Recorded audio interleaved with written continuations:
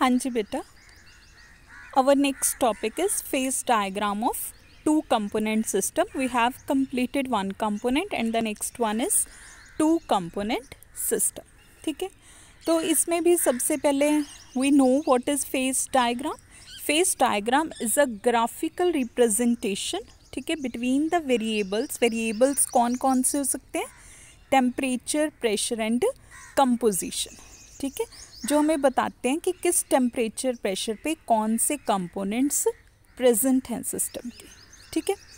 So next हमने one component system के लिए भी फेस रूल इक्वेशन पढ़ी थी, ठीक है। Now there is phase rule equation for two component system, ठीक है। पहले हमने यही इक्वेशन पढ़ी थी कि F equals to C minus P plus two, ठीक है। यहाँ पे C क्या है? नंबर ऑफ कंपोनेंट्स, P क्या है? Number of faces and F is number of degrees of freedom, ठीक है। तो ये टू कंपोनेंट सिस्टम है, तो इसमें हमने C की वैल्यू कितनी पुट कर दी? 2। तो ये ऐड करके हमारे पास यहाँ इक्वेशन क्या बन गई? 4 माइनस P, ठीक है। तो अब इसमें वो कह रहा है कि P की वैल्यू मिनिमम कितनी हो सकती है? 1। एक फेस तो ज़रूर प्रेजेंट होगा हमारे सिस्टम में, तो ये वैल्यू पुट करने के बाद हमारे पास क्या आ गया? 3, ठीक है। मीन्स टू से कि यहाँ पर हमारे पास डिग्रीज ऑफ फ्रीडम कितनी है? 3, ठीक है। मतलब कि टू कंपोनेंट सिस्टम को ईजिली एक्सप्लेन करने के लिए, डिस्क्राइब करने के लिए हमें 3 वेरिएबल स्टडी करने पड़ेंगे, that is temperature, pressure and composition, ठीक है। लेकिन हम फेस डायग्राम्स पढ़ रहे हैं, दैट वाज ग्राफिकल रिप्रेजेंटेशन, तो एक ग्राफ पे हम 3 कंपोनेंट्स को रिप्रेजेंट नहीं कर सकते, 3 वेरिएबल्स के बीच में ग्राफ प्लॉट नहीं कर सकते, ठीक है। तो हम क्या करते हैं, हमारे पास क्या ऑप्शन है कि हम एक फैक्टर को या एक वेरिएबल को कांस्टेंट रख देते हैं और दूसरे 2 जो वेरिएबल्स हैं उनके बीच जो वेरिएशंस हैं वो हम स्टडी कर लेते हैं, ठीक है। तो अगर हमने कंपोजिशन को कांस्टेंट रख दिया तो हम ड्रॉ कर सकते हैं graph between pressure and temperature, ठीक है, लाइक दिस वन, ठीक है। अगर हमने प्रेशर कांस्टेंट कर दिया तो diagram would be like this one, ठीक है। अगर हमने टेम्परेचर कांस्टेंट किया तो phase diagram would be like this one, ठीक है। अब हमने चूज़ करना है कि इन तीनों में से हम किसकी हेल्प से टू कंपोनेंट सिस्टम को डिस्क्राइब करेंगे, ठीक है। तो इन तीनों में से कन्वीनियंट मेथड हमारे पास कौन सा है? दिस वन, जिसमें हम प्रेशर को क्या रखते हैं? Constant, and plot a graph between temperature and composition, ठीक है। क्यों? क्योंकि एटमॉस्फेरिक प्रेशर को कांस्टेंट रखना इज़ अ ईजी वे। हम लैब में भी प्रैक्टिकल्स करते हैं, हम जो भी करते हैं अपने सिस्टम को हीट करें या उससे कंपोजिशन चेंज हो जाए, कंसंट्रेशन डिक्रीज़ हो जाती है, या सम टाइम्स हम अपने सॉल्यूशन को डाइल्यूट कर लेते हैं, कंसंट्रेशन इंक्रीज़ कर देते हैं, ठीक है।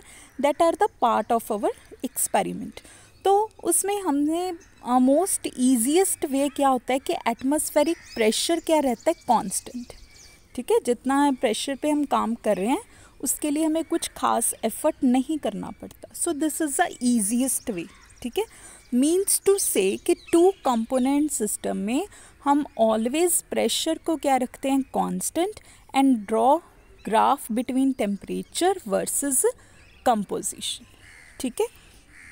तो हम अगेन वापस आते हैं यहाँ पे फेस रूल इक्वेशन पे। फेस रूल इक्वेशन पे यहाँ पे हमने +2 ऐड किया था, 1 for temperature and 1 for pressure, कि हम दोनों वेरिएबल्स तो हमने कंसिडर करने ही हैं, इसलिए हमने यहाँ पे क्या लगाया था? +2। लेकिन अब इन दोनों वेरिएबल्स में से सिर्फ एक वेरिएबल हमने कंसिडर करना है और एक को हमने क्या रख दिया? कांस्टेंट, कि वो जैसे का है वैसा ही रहेगा, we did not measure that, ठीक है। तो एक कंपोनेंट कम हो गया, ठीक है। तो यहाँ पे +2 की बजाय हम क्या लगाएंगे? +1, ठीक है। So this is a new phase rule equation for two component systems, ठीक है, and this is known as the reduced phase rule equation, ठीक है।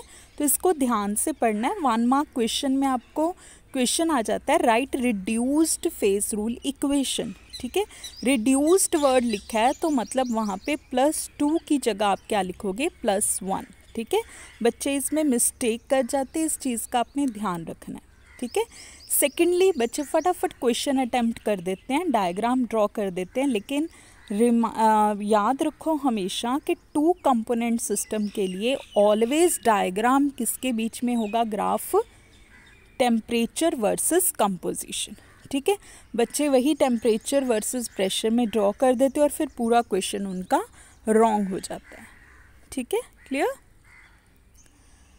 सो नेक्स्ट अब हमारे पास आ गया टाइप्स ऑफ 2 कंपोनेंट सिस्टम। पहले हम पढ़ेंगे कि 2 कंपोनेंट सिस्टम्स कितने टाइप के हो सकते हैं, ठीक है। First one is eutectic systems, ठीक है। सेकेंड इज जिसमें 2 कंपोनेंट्स आपस में रिएक्ट कर जाते हैं, ठीक है, और जो कंपाउंड फॉर्म्ड होता है उसका क्या होता है, कॉन्ग्रुएंट मेल्टिंग पॉइंट, ठीक है। ये कॉन्ग्रुएंट मेल्टिंग पॉइंट क्या है ये मैं आपको बाद में एक्सप्लेन करती हूँ। थर्ड टाइप जिसमें बोथ कंपोनेंट्स रिएक्ट करके कंपाउंड बना लेते हैं, लेकिन उस कंपाउंड का क्या होता है, इनकॉन्ग्रुएंट मेल्टिंग पॉइंट, ठीक है। ये टर्म्स मैं आपको अभी क्लियर कर देती हूँ कि what is eutectic system, what is congruent melting point, what is incongruent melting point, ठीक है। तो जब आपको नोट आए कि write a note on 2 component system, तो उसमें आपने ये चीज़ एक्सप्लेन करनी है पहले कि 2 कंपोनेंट सिस्टम में हम reduced phase rule equation apply करते हैं, and 2 component system is of 3 types, ठीक है, विद एग्जाम्पल्स इसको आपने एक्सप्लेन करना है, ठीक है। सो नेक्स्ट हमारे पास आ गया सिंपल यूटेक्टिक सिस्टम, मीन्स जो फर्स्ट टाइप है उसके बारे में हम पढ़ रहे हैं, ठीक है। यूटेक्टिक सिस्टम कौन सा सिस्टम होता है जिसमें हमारे पास 2 कंपोनेंट्स होते हैं, ठीक है, लेकिन वो दोनों कंपोनेंट्स आपस में रिएक्ट नहीं करते, they do not form any compound, ठीक है। मोर ओवर ये बोथ कंपोनेंट्स क्या होते हैं, मिसिबल इन लिक्विड स्टेट, ठीक है, but not in solid state, means to say कि सॉलिड स्टेट में ये क्या होते हैं, इनसॉल्यूबल, और लिक्विड स्टेट में क्या होते हैं, सॉल्यूबल, ठीक है। और यूटेक्टिक मिक्सचर में हमारे पास क्या होता है, कंपोनेंट्स के पास एक लोएस्ट मेल्टिंग पॉइंट होता है, ठीक है, that is known as the eutectic point. तो वो अब हम इसमें पढ़ेंगे। हाँ जी, सबसे पहले यूटेक्टिक सिस्टम 2 कंपोनेंट सिस्टम के लिए, ठीक है। So we would plot graph between temperature versus composition, ठीक है।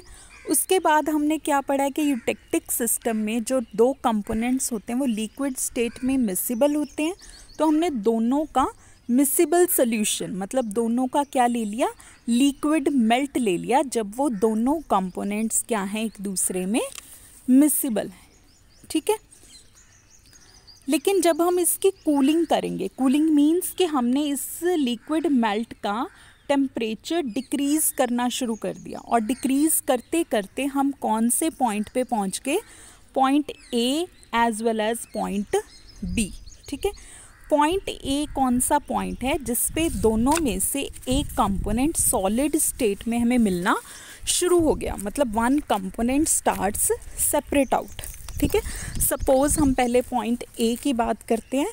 ए पॉइंट पे जो कंपोनेंट ए है वो सॉलिड फॉर्म में चेंज होना शुरू हो गया, इट स्टार्ट्स सेपरेट आउट। तो ए पॉइंट पे हमारे पास पहुंच के क्या मिला हमें, सॉलिड ए प्लस लिक्विड सॉल्यूशन, क्योंकि इस लिक्विड सॉल्यूशन में से स्मॉल अमाउंट ए जो है वो सॉलिड में फॉर्म हो गया, बाकी किस में है, लिक्विड सॉल्यूशन में।